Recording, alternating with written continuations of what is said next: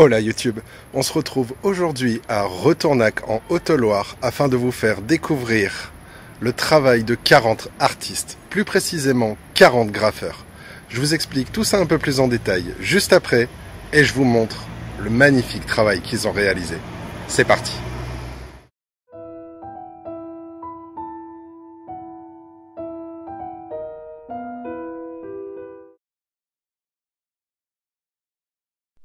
Après avoir réalisé les fresques au parking de la gare et au Boulodrome, l'idée de la Geek Team, une association de graffeurs, était d'utiliser les murs entourant les terrains de pétanque derrière le Boulodrome et la filature de Retournac, pour y faire exercer le talent d'artistes graffeurs venus de toute la France, Strasbourg, Chambéry, Lyon, Grenoble, mais même ceux du coin, Yssingeaux, Tence ou même Aurec-sur-Loire, entre autres.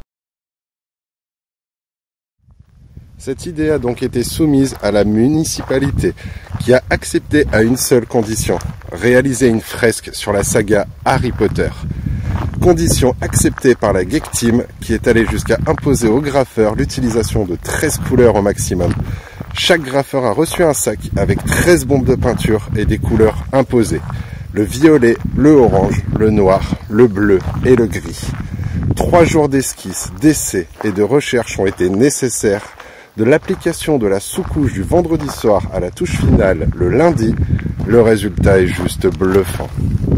Vous allez voir, c'est magnifique. J'ai jeté un petit coup d'œil avant d'attaquer là, c'est fou. C'est gigantesque. Déjà donc ça attaque ici, ça fait tout ça.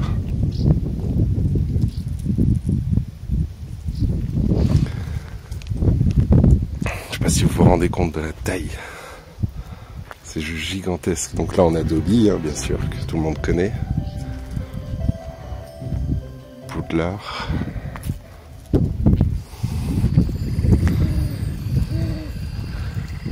On a le Choixpeau. Ah là c'est l'arbre dans Le Prisonnier d'Azkaban. L'arbre où ils vont en dessous. Des sombrales. Les chevaux ailés que seuls les gens ayant vu la mort peuvent apercevoir. Un nouveau Poudlard avec une magnifique pleine lune. Un petit vif d'or. Waouh, là on arrive sur du lourd. Regardez ça, la qualité. Harry Potter et Voldemort. Fouah. Ils sont trop beaux. Le môme. Fouah.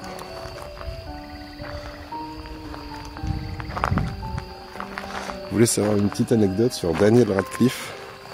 Sa petite cicatrice là en forme d'éclair, il se l'est fait maquiller 5800 fois au cours de tous les tournages. Il a cassé 60 baguettes magiques et 160 paires de lunettes. C'est pas rien. Et il en a même gardé une à la fin, en souvenir.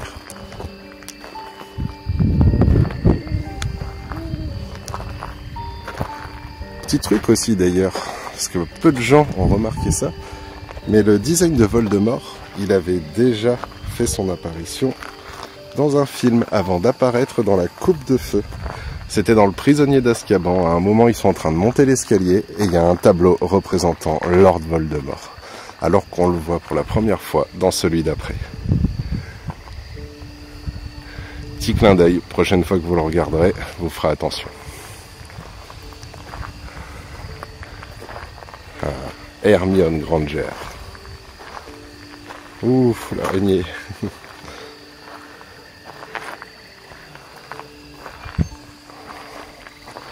Avec son Patronus.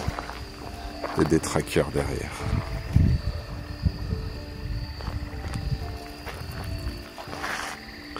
D'ailleurs, il y a un lien avec le Patronus de Hermione et celui de Ron. Les deux personnages, on sait très bien qu'ils se cherchent depuis le premier volet. Et Hermione a une loutre. Donc déjà, c'est l'animal préféré de J.K. Rowling. Et Ron, lui, il a un Jack Russell, qui était à l'époque le chien le plus utilisé pour chasser les loutres.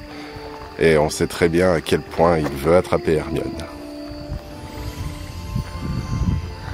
petit clin d'œil à travers les patronymes. Ah, des mandragores. Je les avais même pas vus tout à l'heure en passant. Et là on a Alastor Maugrey, alias Maugrey Foley, qui apparaît dans la coupe de feu, même si c'est pas lui pendant tout le film.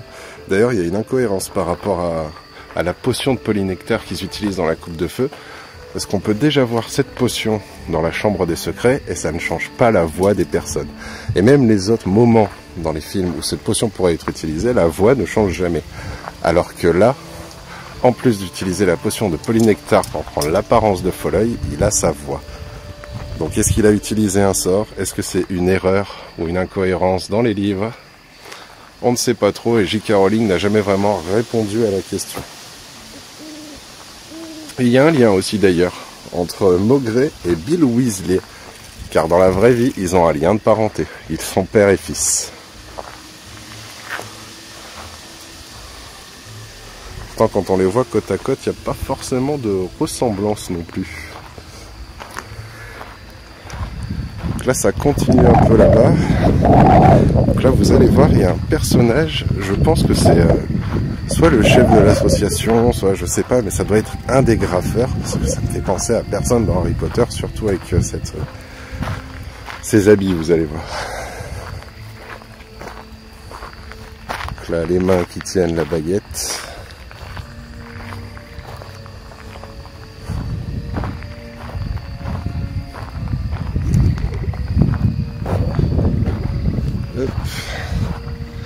Donc là, il tient une autre baguette, c'est la baguette de Suro.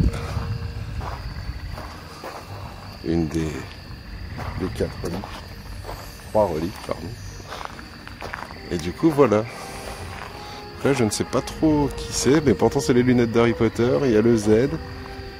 Et à côté, c'est écrit Azazwan et le mur des bannis. Donc, je pense que ça doit être un des graffeurs qui s'est incorporé dans toute la fresque. Et du coup, on a un dernier mur là-bas.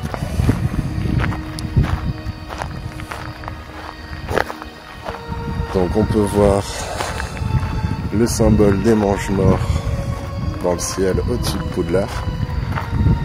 Plan très flippant dans les films, quand les mange-morts attaquent Poudlard.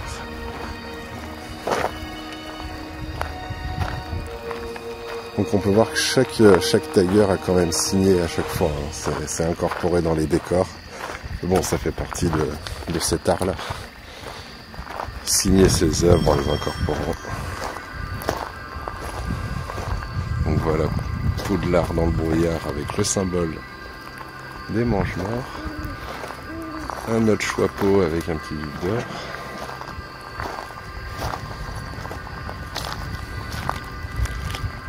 Là, on a un des trackers. Et le train, le Poudlard Express.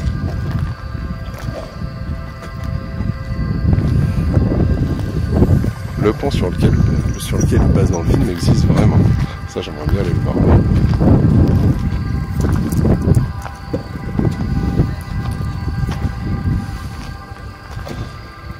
On a un nouveau des trackers avec la voie 9 3/4.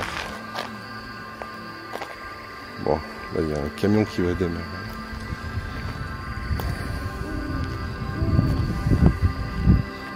Du détraqueur toujours.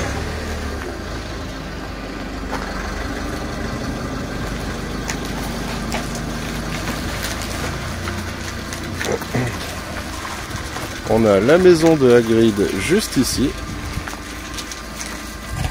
Et à côté, une représentation de Buck, mais il fait beaucoup plus peur que dans les films.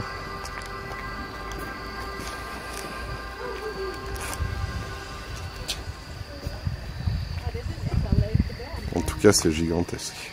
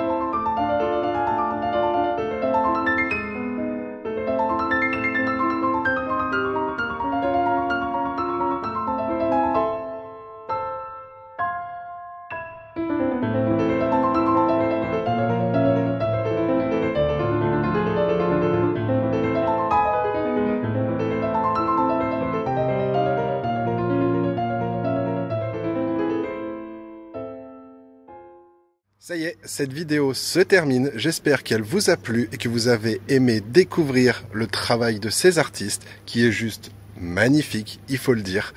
Encore plus si vous êtes passionné par le monde d'Harry Potter. Le seul truc qui est dommage, c'est que j'ai appris l'existence de cette création uniquement une fois qu'elle était terminée. Car le week-end où ils l'ont fait, on pouvait assister aux peintures et poser des questions aux graffeurs. Donc ça, c'est dommage. Mais bon, par la suite, qui sait, j'arriverai peut-être à en rencontrer un ou deux pour parler de leur travail. En attendant, n'hésitez pas à liker et commenter si ça vous a plu. Et pour une prochaine aventure, n'oubliez pas de vous abonner.